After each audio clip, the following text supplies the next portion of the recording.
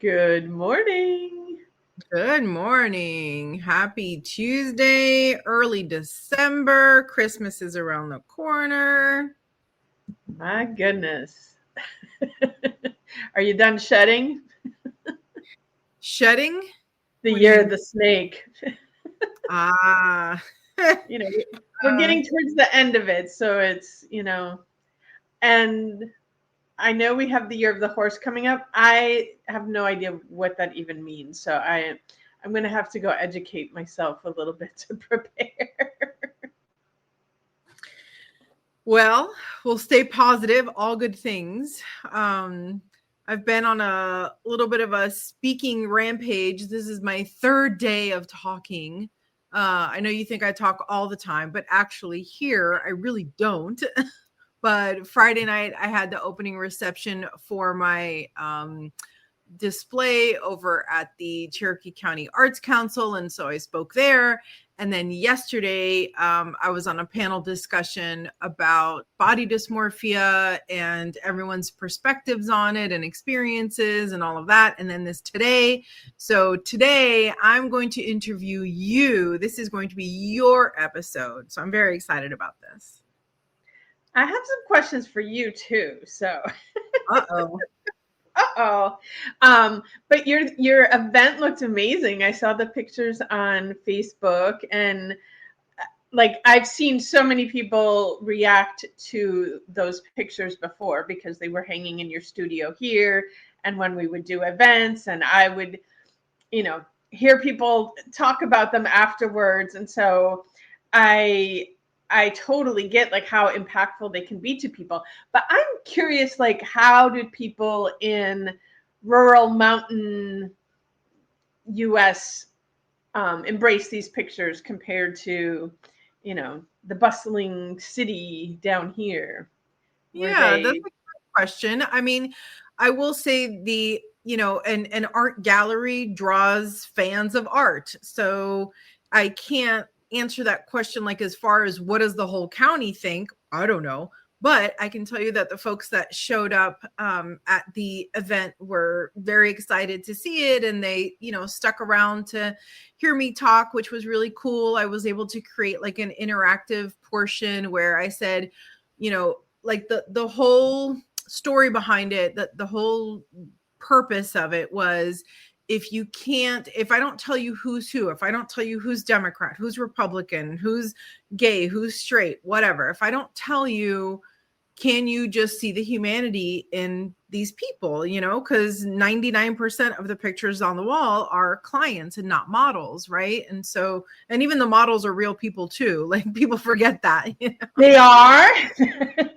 They're real people too. But so then as part of the game, I said, or as part of the talk, I said, okay, let's play a game. Let's assign some labels and see how you do. So I said, which one of these people do you think is a military combat veteran? And of course, everyone looked around and they saw, like a guy that had like lots of abs, and they saw some like really fierce women. And so I had everybody walk around the room and stand to where they thought. And of course, nobody picked the person that it was, because the person that it was like the softest, sweetest person laying in a bed of ferns and things like that, So it was a nice exercise on what's your unconscious bias. What do you not even realize that you're categorizing, that you need to pause and redefine. So, my experience, it was very well received. Nobody threw eggs at me. So far, so good. But it's been, I have to say, for really having been, part of this community only for a year and a half, it was just really nice. It was really warm and really welcoming, and I was really happy about it. So yeah, I think it's cool. Ooh, Oh, look who's look who's today. here. Look who's here. Good Good morning, morning, Noemi. Noemi. I was How? actually seeing her on, I think, the Facebook, and just thinking like, I haven't seen you in forever, Noemi. You need to come to one of. I know Graciela's not here, but you can still come to the events at my place. It's really close to where, it's not far from where we were before. So I would love to see And it she here. got these new pictures done. She looks so beautiful. I love it. She's always on top of her branding. I'm so proud of you, girl. Anyway, that was an aside for everyone else. If you have good branding, show me because I do love it. Yeah. So how was your weekend? So my weekend was it was good, and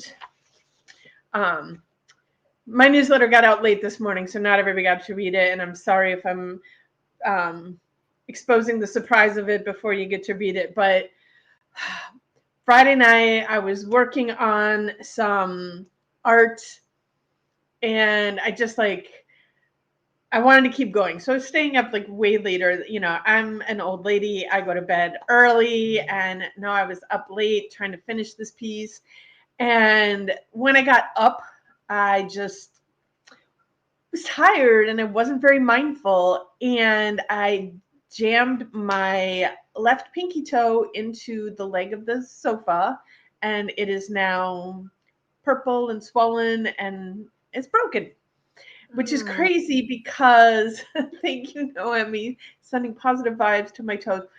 But the crazy thing was, like a couple months ago, not once, but twice, I jammed the right pinky toe on the same sofa leg.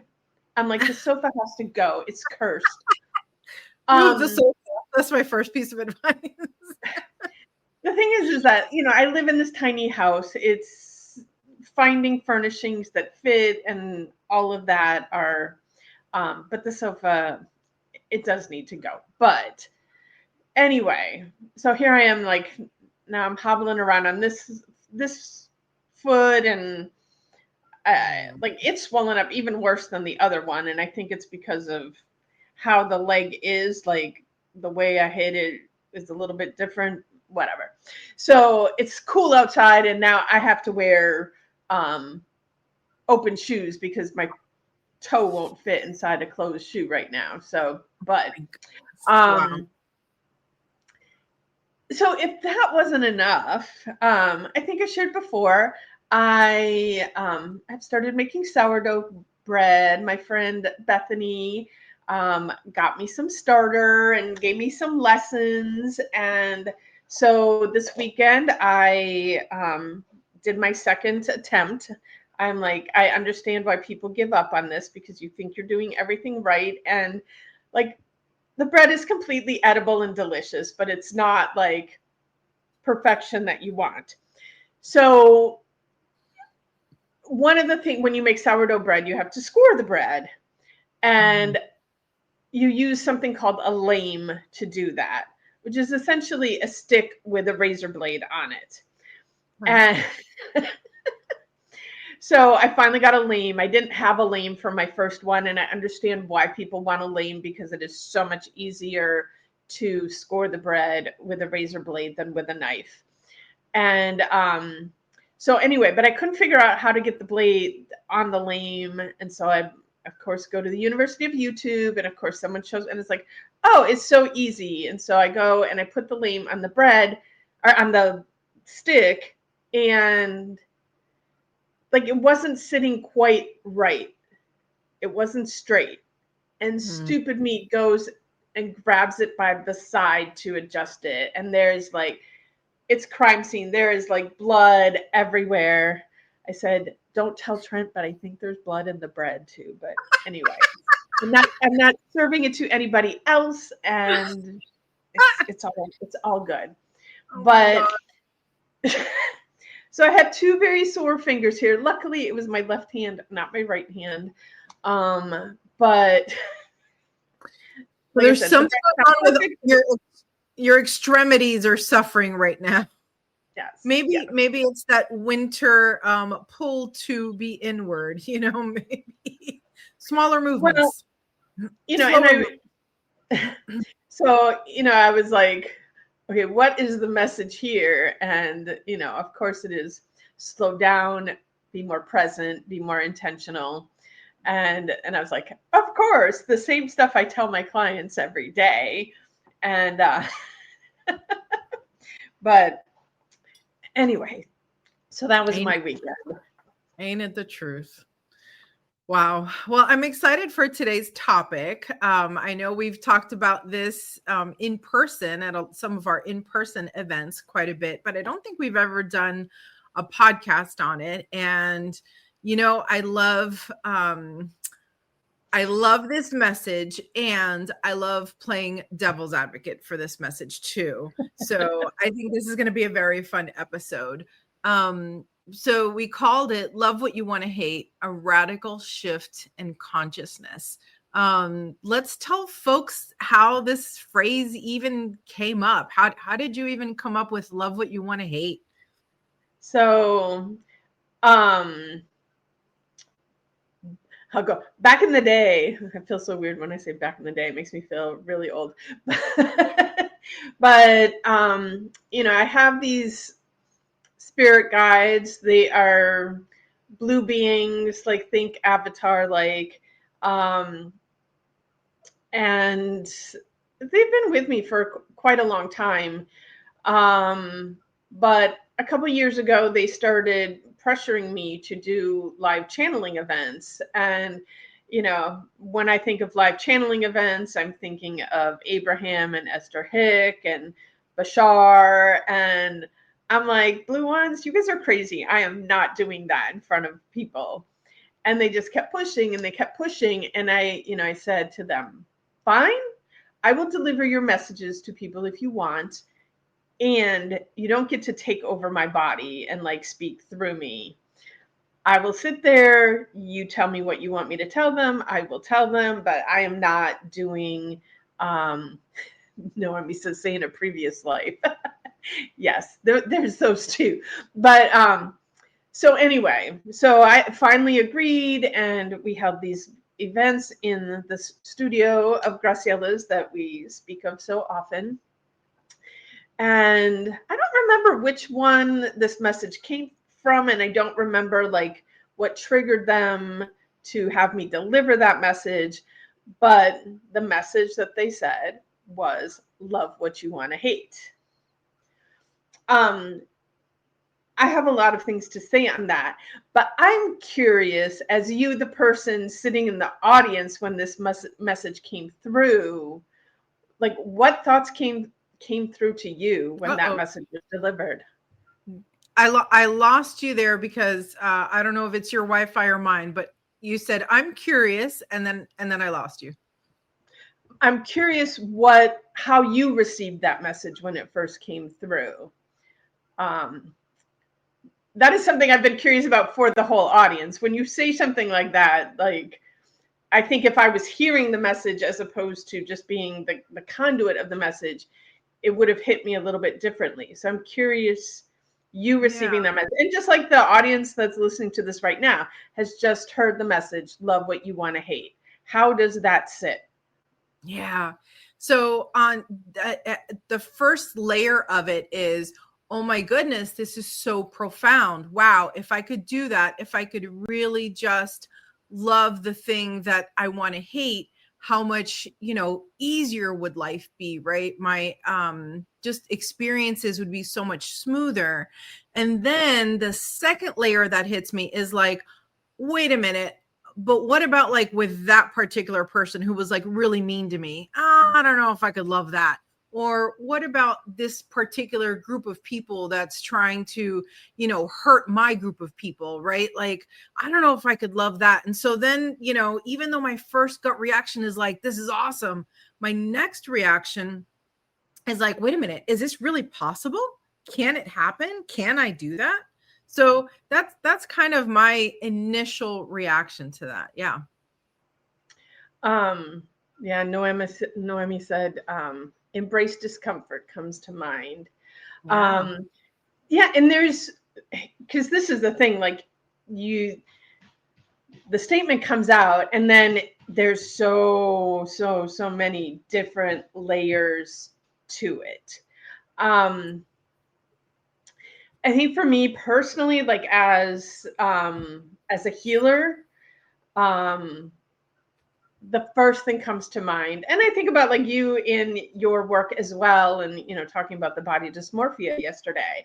But the first space that comes to for me is we all hate on ourselves so much. We all judge ourselves so much. And if we could switch that to love, and I've said this many times, if we could all just fully love ourselves, all the problems in the world would disappear.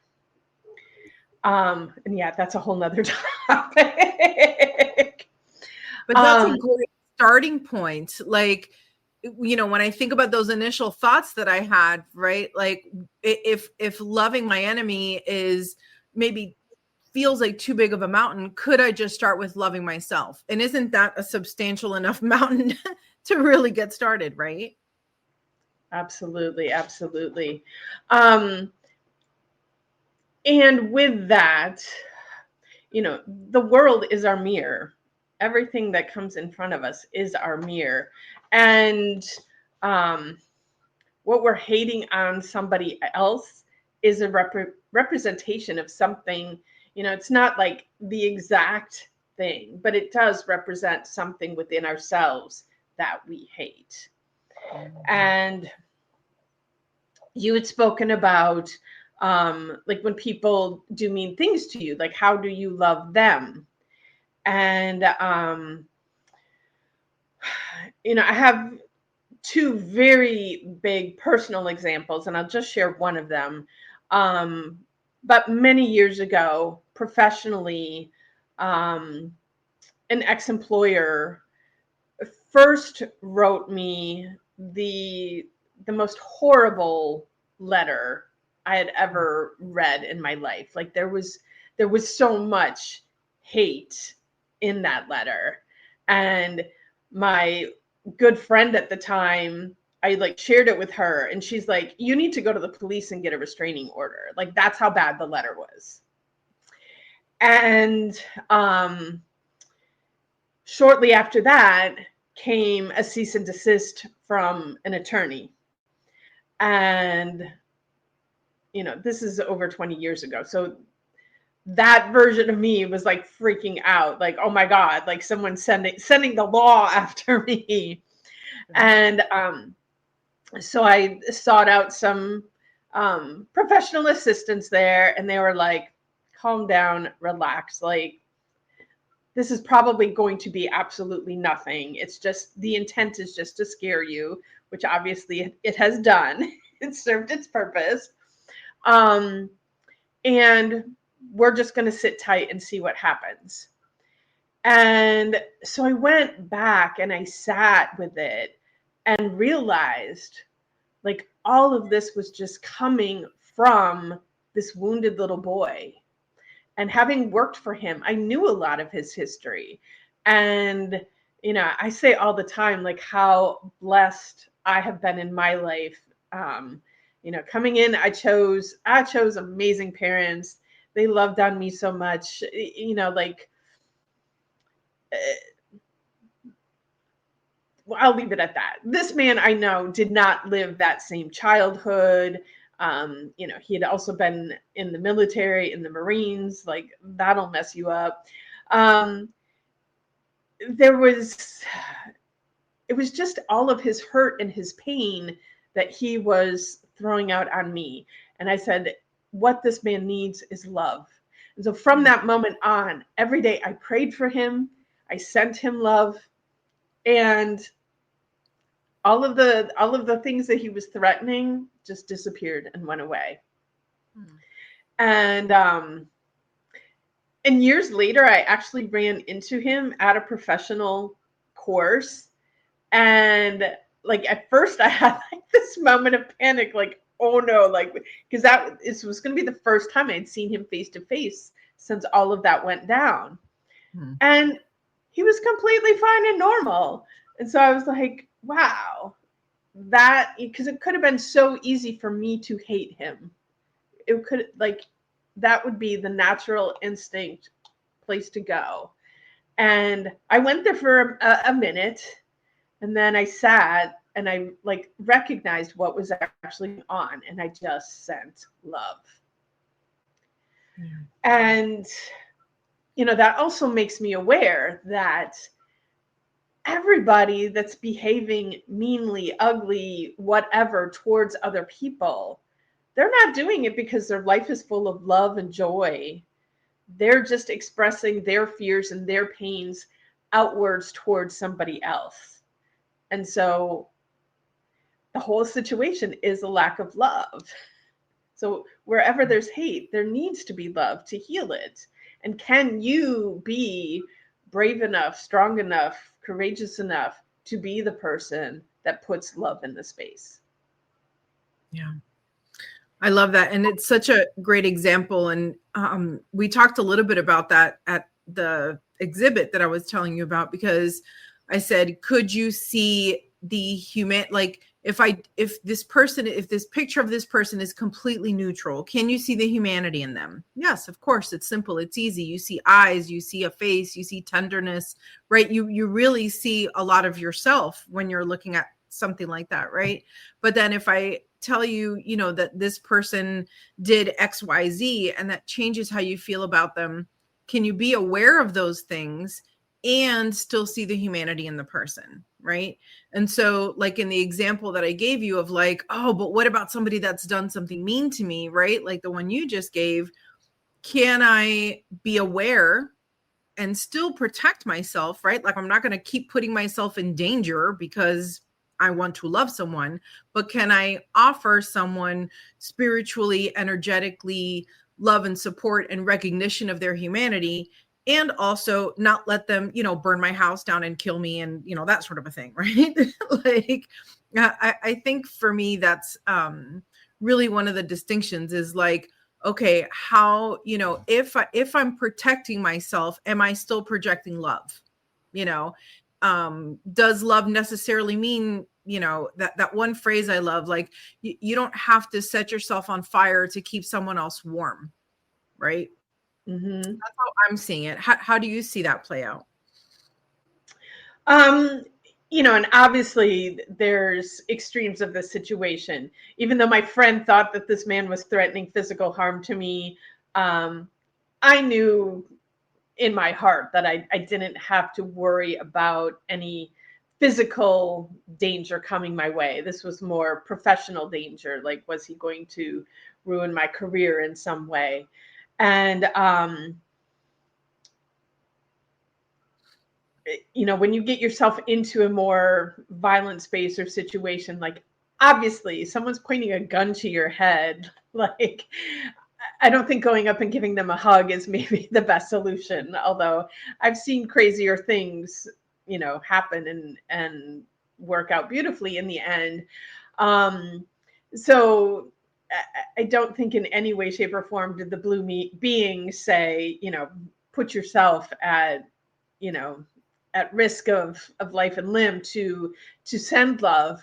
But when you were speaking of that, it's also reminded me, I've seen this more than once, documentaries on situations of murder where the family of the victim has ended up reaching out to the murderer with love and compassion and forgiveness, which I like that. It blows me away when someone can do that, but it's when you see what happens when they do that, it's the most beautiful thing. And I think another side of this that I know not everybody is there, but I am so sure of like the truth of who each of us is that we are one and we are spirit, we are energy. Like this 3D body existence that we're experiencing right now is not the truth of who we are. Like the easiest way I explain it is we're playing a game here. And you know, when we die in this game, like we don't cease to exist. We continue on. And you know, and I feel like the goal of the game, like how we win this game, is by returning to love. And so being in that space, I think makes it easier for me to choose love in all situations. It makes it easier for me to forgive and move forward. but also being in that space of knowing that what that person is saying, what that person is doing, if it's not love, it's not really them. It's just how the circumstances of their life have set them up to play at that moment. And so knowing that truth makes it easier for me to extend love to all. There's also this idea that people do choose to come into this life to be the bad person, to help other people learn the lessons. And it's like, if that is the case, like, if you were given the option to help people really advance and grow and learn, but you had to come into this life and do these awful things, could you make that choice to choose to be the person that everybody hates? Like that, I think that takes a really powerful soul to make that choice, to come in and be the one that, because we come here and we just want everybody to like us. But no, you're going to go in and do these horrific things and everybody's going to hate you and your name is going to be associated with evil. And like, how do you make that choice? Well, and it's interesting because you've seen stories of people that, get saddled with some horrible disease and their health begins to turn when they start sitting in gratitude, right? Thank you for this horrible illness that woke me up to, a better possibility of health, or thank you to, the ex that was in your life that almost ruined you and gave you the opportunity to open your eyes and see a different experience, So as much as we're constantly trying to avoid the bad, there's some gratitude to attach to the bad because it does show you the good, right? The duality of everything. And what you were talking about reminds me a lot. I don't know if you've seen the Compassion Prison Project. It's such a powerful organization. And they have a 6-minute video on YouTube. I know I've talked about this before. If you just go find Compassion Prison Project, and they take, I think it's like 100 inmates in a men's prison, stand them all in a big giant circle. And as they read off life situations, they each step closer into the middle of the circle. And what you end up realizing at the end is that, all of these men were kind of never stood a chance because of all their life circumstances, right? And that's not to say that what they did wasn't bad. It's not to say that, there isn't some sort of, punishment, right? Like being in jail. But can we serve that,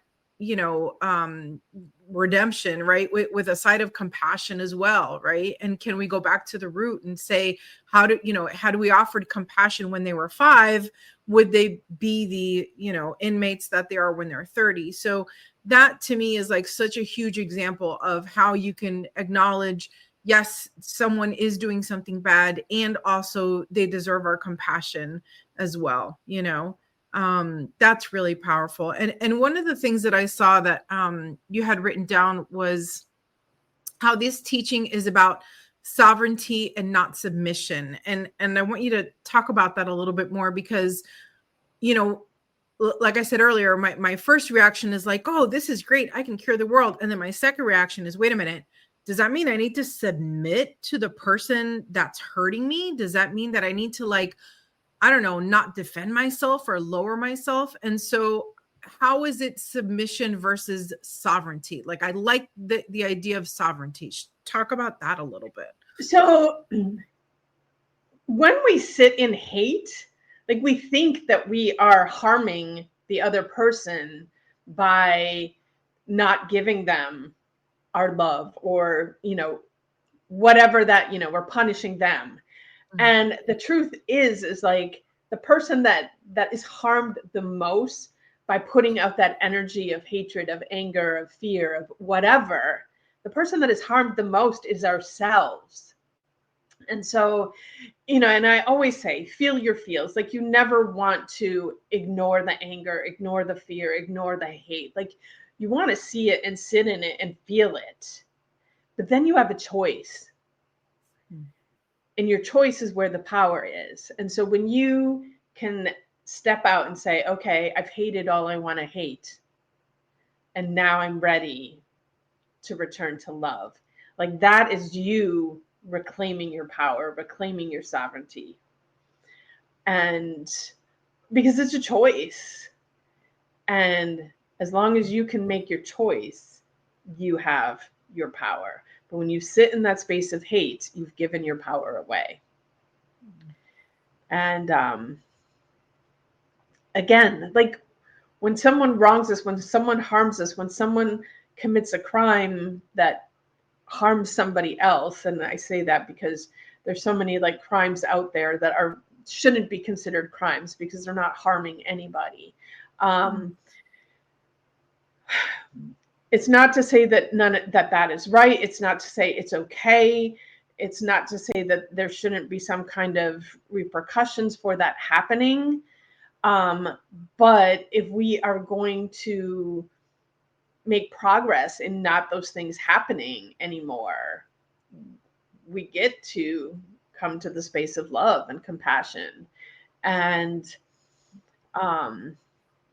you know, you were talking of prisons, like most of our prison systems, everybody is in that space of punish these people. And you hear people outraged because, you know, they've got healthcare and cable TV and all the good things and 3 meals a day. And, you know, no, they're horrible people. They should be, you know, they should be living in squalor. How is that going to change the world? Like, if it stopped people from doing crimes, like crimes would have been stopped a long time ago. I mean, the death penalty does not stop other people from doing crimes.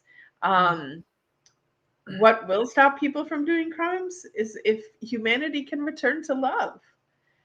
And, you know, if someone truly loves themselves and feels loved by others, they are not going to harm other people. But if they're lacking love, they're going to express that in some way. So how do you make that shift? How do you look at the thing that's harming you or harming others, the thing that you've labeled as evil or unreasonable or dangerous? And how do you start to break the ice to love something that feels so incredibly dangerous and wrong and, you know, bad? I think it's different in so many situations. And like I said at the beginning of this episode, I think the most important place to start is loving ourselves more. The more we love ourselves, the easier it is for us to have love and compassion for others. You know, I'm thinking, you know, someone that's living in an abusive situation, the most important thing you can do in that situation is love yourself enough to get yourself out of that situation.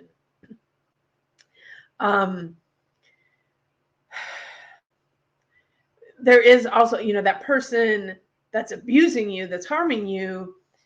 Again, just like my ex-employer who was threatening me and saying horrible things about me to myself, to other people, having that recognition that he's not doing that because he's an evil person. He's doing that because he is hurt himself. And I know, like, my act of leaving, working for him, you know, was a hit to him on some level. Like, okay, she left me, she abandoned me. And there's him seeing me experience joy and freedom because that was when I went to work for myself. And, you know, someone who's hurting doesn't like to see other people not hurting. And so what do? They try and make them hurt too, because what do we say? Misery loves company. And, you know, so ultimately, first steps, I think, are where can you love yourself more? You know, start recognizing where you're not loving yourself. And then just start with baby steps with other people. And, where do you find yourself judging other people? And can you just simply pause and recognize this person that you're judging has pain, and can I just send them some compassion? And it doesn't mean that you need to go up to them and give them a hug. Like, it can simply be a prayer. Hey, God, can you shine some light down on this person? I see they're hurting. And but just start with baby steps. And it's, find a place that looks like, okay, I recognize a hate there, but I can easily shift that one. And then that will make the next one easier. And it will make it easier for you to start to recognize how the situation is a lack of love and compassion, and find a way that you can put some love and compassion there. And sometimes it is through an action, and sometimes it is just through a shift in your thought, sending a prayer, sending some Reiki, whatever that looks like. There's a lot of options out there. And if someone's sitting in a situation and they're really struggling with, how do I start making steps towards love in this situation, reach out.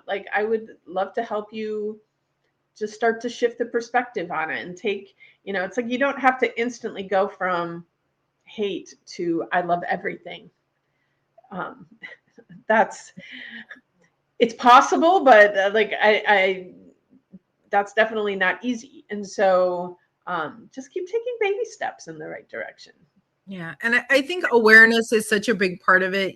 For me, and I'm sure many people, we feel things in our bodies, right? I know I've talked about when my kids were little, I would always tell them, pay attention to your belly, pay attention to your core. If you feel something in there, it's where you feel butterflies when you're in love, and it's where you feel contraction when you feel scared. And, it tells you if you're doing something wrong, it tells you if you're doing something right. So when you hear something or when you feel something, take note of where you're feeling it in your body. And I always love the question. I thought it was so profound. I can't even remember who taught it to me, but when someone said, when was the first time you remember feeling that way? Right. And so for me, any one of my bajillion triggers, whenever one comes up, I'm first thing that happens is I feel it in my body. I feel a contraction, and I feel like, uh-oh, red flag, hang on. And I talk about this all the time. Sometimes I have to say, brain, thank you so much. Thank you for trying to protect me from the danger. However, what you're thinking about is this terrible bad thing that happened when we were little. And that's not the case right now. It's not terrible bad anymore. Or maybe it's not as bad as you're making it out to be, because, right, my brain loves to be on high alert. I'm the most protected person ever, because my brain is always watch out for the falling trees, watch out for the ice, watch out for the snow, watch out for the cliff, watch out for the bad guys, watch out for the good guys, And sometimes I just have to say, okay, hang tight. I feel this in my body. Is it really real? What am I actually recognizing? And maybe what I'm recognizing is something that reminds me of something else, but that's not really how that person is showing up, right? That's not really the situation that we're in. So, and I know that's pretty vague, but I'm trying to cover all the bases. My point is, if you feel the contraction in your body, ask yourself questions. Is it real? Is it actually happening? Check with your neighbor. Hey, I got this vibe off of this person. Is it just me? Am I not seeing what, how come everybody else sees in it and I don't see it, or whatnot? Like you said, reach to your community and see, what perspective am I missing? I ask that all the time. I've always loved debates. I've always loved playing devil's advocate. And because I learned so much, right? Trying to understand a different perspective. And so sometimes I say, explain to me why you believe something that's so completely opposite to something to me that feels so obvious, right? Because if it feels obvious to me on my side, then it must feel obvious to you on your side. And why is that? And then open up and understand. And, it doesn't mean agree, but understand is a big part of it. For me, that has helped me a lot. It is possible for us to both be good people and have different opinions on things. Yeah. And, one of the things we talked about was, in theory, right, everybody that makes a decision is making a decision that they feel is either in their best interest or their family's best interest or their children's best interest. Now, we have different definitions of what's in someone's best interest, but at the end of the day, we all love our family. We all love our children. We all love our parents. I mean, give or take, right? But we do things, like, generally speaking, I live my life and make choices that either make me feel good or benefit the people that I love, right? I'm not making choices to feel bad. I'm not making choices to hurt, right?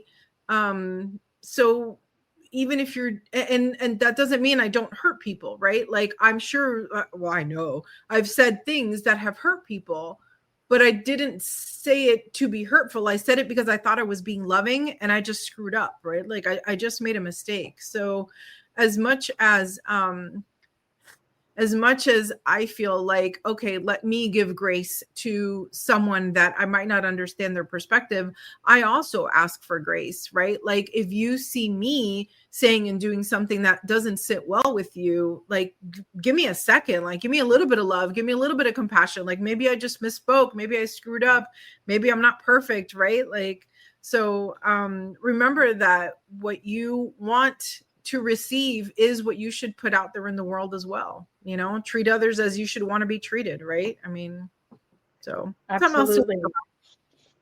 The other thing that you brought up earlier in the show, and I just want to reiterate it because it's also another baby step that you can start taking in the right direction, is looking at, like, those situations that you've experienced in the past that you hate, and start to recognize, like, what were the gifts from those situations? What can I be grateful for from those situations? And typically the gift is learning and growing, and but all of those situations, there's an opportunity in them for us. And maybe it wasn't fun going through it, maybe it hurt going through it, and I hate that I broke my toe, and I love that on the other side of it, I was able to remind myself that I need to slow down, that I need to be more present, and I need to have more compassion for myself. Like, all of those, even though I'm sitting in the seat where I'm often teaching people these things, I need to be reminded too, because I'm still here in this game playing this 3D human that is not perfect and needs reminders. And so, sometimes just taking a situation that you have a lot of charge on, like, can you sit and look at it from a different perspective and see what did you gain from that situation? So, yeah. So I'm going to issue a little challenge here to our listeners, because this has been, by the way, folks, we are on 43 minutes. This might be our longest Graciela Julietta episode. So obviously we're really passionate about this, but I'd love in the comments to see some examples. What can you do this week? Do it and then tell us about it, right? Like, can you find that most irritating person, in your job, in your family, in your life, and can you name 3 things that, you can appreciate about them, right? Or the impact that they've had in your life. And, I think I talked about this a while back. Recently I had a whole family thing happen, and I realized, you know what?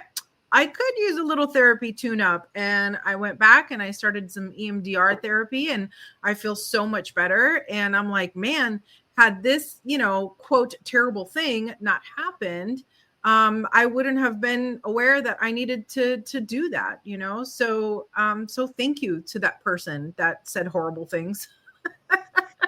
Because it reminded me that, what, I can go back and I can still grow and learn, and I can, work on the things for myself.